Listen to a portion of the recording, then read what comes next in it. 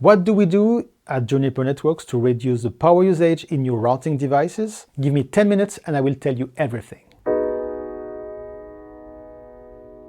If you missed the previous video, you may want to spend a few minutes to understand what influences power usage in your modular chassis. Basically, we are breaking down a router in parts and components, and we detail the parameters responsible for more or less energy consumption.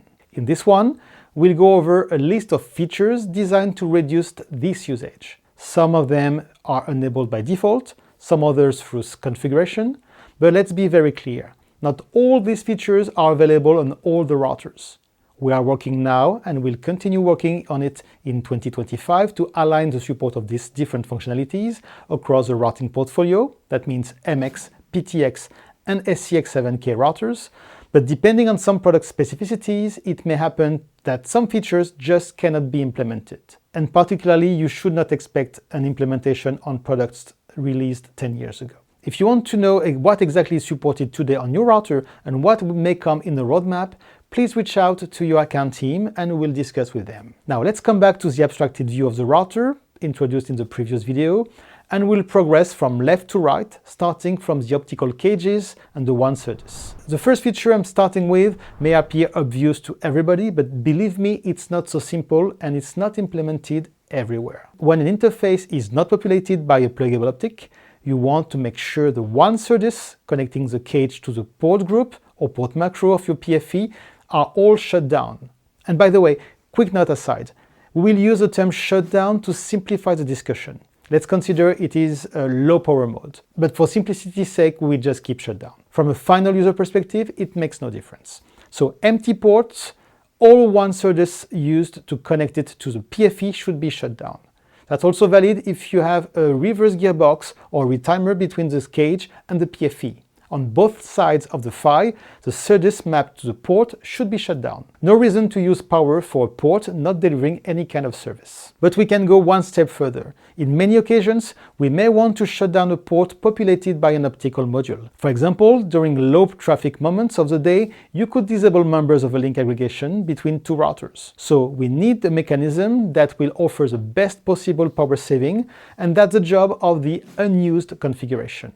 This config was initially designed for a totally different purpose, but it can be leveraged to shut down the WAN SerDes and the optical cage. And if you power off the cage, of course you shut down the lasers and the entire optic module. And again, you want the same behavior on both sides of the PHY if the port is mapped to a gearbox, for example. Note that unused is different from disable. Disable will only turn off the lasers, but your optics will still be powered up and seen in the show interface strs output. When you configure an interface unused, it will go way further, shutting down the cage and the WAN SerDes and removing your interface entry from the IFD list. Note that you can still see it in the output of your show chassis hardware detail, which is very important from an inventory management perspective. Even if I don't want to go into the details of each platform, this empty port behavior is only working as described earlier on PTX and MX routers, but not on ACX700. And the unused configuration is only working on PTX and ACX700, but not on MX. In both cases, it's on the roadmap. Now let's continue progressing in the internals of the router and examine the PHY chipset. And if you missed the previous video, one quick word on the PHY. These components are Ethernet transceivers that can be programmed in different modes to deliver different types of services. For example, it can be used as a retimer, and its job then will consist in boosting and realigning the electrical signals circulating into the board.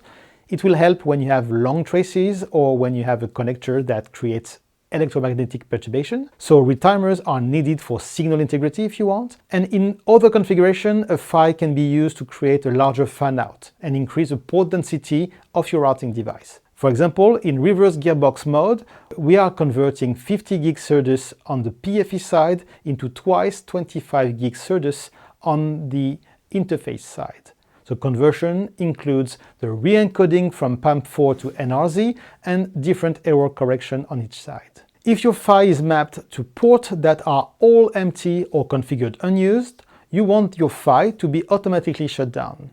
Of course, this behavior should be quickly reversible as soon as you insert an optic in an empty port or as soon as you remove the unused configuration of an existing interface. Moving to the PFE now. You know it's the top consumer in the router, so we need to find ways to optimize this whenever it is possible. If you have a system or line card with multiple PFEs, you want to be able to shut down one or many of them without affecting the service of the rest. For example, in a PTX 10001 36MR, I can power off my PFE1 via config or CLI without affecting the service of PFE0 and PFE2.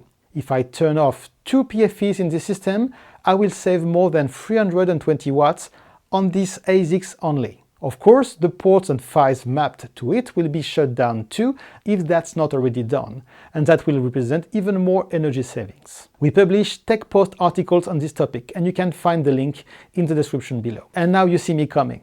If I can power off certain PFEs on the system, I need to smartly allocate my ports so I can benefit from this feature. Indeed, if you have, let's say, 12 ports scattered left and right in your router, it will be much better to gather these 12 ports to PFE0 only, and then you can turn off PFE1 and PFE2. 320 watts saved by simply distributing more smartly your ports. That's very handy if you are also using pay-as-you-grow, for example. I've heard the question several times. Does it impact my redundancy or high availability if I put all my eggs in the same basket, or more precisely, all my ports on a unique PFE? And it's a reasonable question, of course.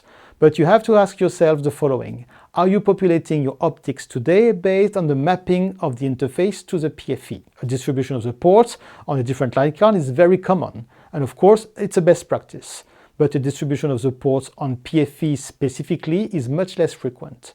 Nevertheless, sometimes you may have very good reasons to do it. For example, when you are terminating certain type of services like pseudo-wire headend or some features requiring recirculation on certain platforms, you may want to spread the service on multiple PFEs to load balance your traffic. That may be a good counterexample. But if you don't have any specific reason, let's gather the ports and shut down the unused PFEs to save watts. Also, you may ask yourself what's the best approach, shutting down all PFEs of a line card or the line card itself directly. And even if you don't ask the question yourself, let me provide some data point with this example, an LC1201 in a PTX chassis. It is made of 5 PFEs, and if we power them off one by one, we see we can reduce the line card usage to 221 watts.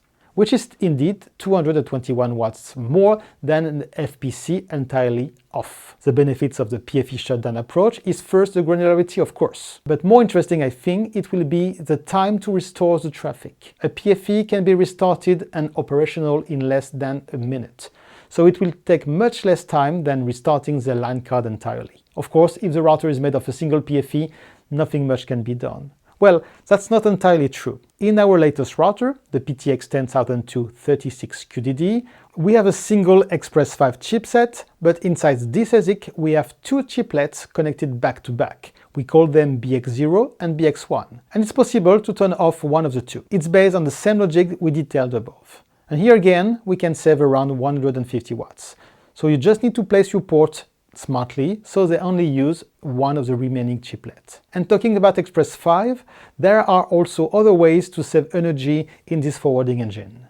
If you plan to use only 400 gigabit Ethernet ports instead of 800 gig or 2x400 gig, you can activate what we call the power optimized mode.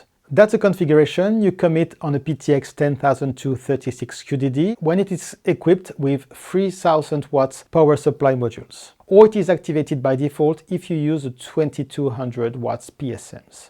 With this config, the Express 5 is running at 65% of its nominal frequency, reducing significantly the power usage. We can see in this diagram that after reload, yes, it's important to say that it requires a reload. So on the diagram, you noticed almost 80 watts saved with the power optimized config enabled. And by the way, even in this state, you can decide to turn off one of the two chiplets and run only half of the ports at 400 gig this time on the BX0, for example. One last word, and it's only applicable to the Trio chipset. As you certainly know, and if not, I will link another video in the description, the Trio PFE is made of a matrix of packet processing elements. We have 160 PPEs in the Trio 6, for example. These PPEs are automatically shut down when they are not needed. It's the job of the dispatcher block to distribute the parcels to the PPEs, and based on the traffic load, the chipset automatically turns up and shut down instantly the PFEs, adjusting the power usage to the appropriate level in real time. But this type of subtleties is only possible if you have a myriad of PFEs. And talking about shutting down elements that you don't need, when MACsec is not required, we automatically turn off the crypto block or we bypass it depending on the architecture. It is done at the port group or the file level, and it's based on the presence of a specific configuration like this one. Finally, let's have a look at the last component, the fabric card and the fabric SerDes. First, you don't need to operate a chassis with the 6 fabric cards. For example, you can order a PTX with only 3 SIMs. Of course, the maximum bandwidth per line card will depend on the number of fabric elements, but it's a scenario that can make a lot of sense if you don't need 14.4 terabits per second on an LC1201, for example. Second, the fabric SerDes are automatically shut down if the facing slot is empty or if the slot is populated by a LAN card, but the PFEs are shut down in this LAN card. When you power off a PFE, you save on both the LAN card, that will be 256 watts in my example here, and then you also save on every fabric card. That's around 12 watts saved per SIB here. So you can multiply this by 6. So you save energy at 2 places with this approach. Okay, to wrap it up, I will remind the different places where we can optimize the energy usage in our routers.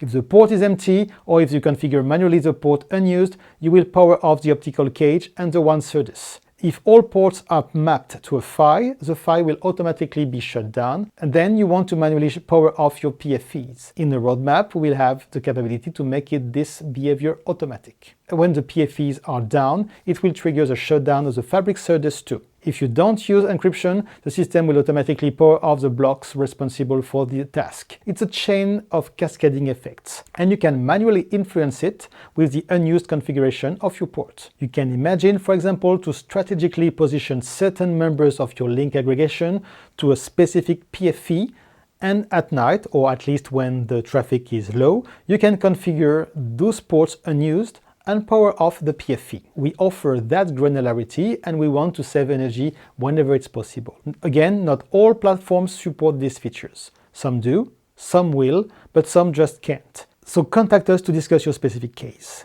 We are also planning some other features that are not present in any of the routers at the moment, so we keep that for future communication.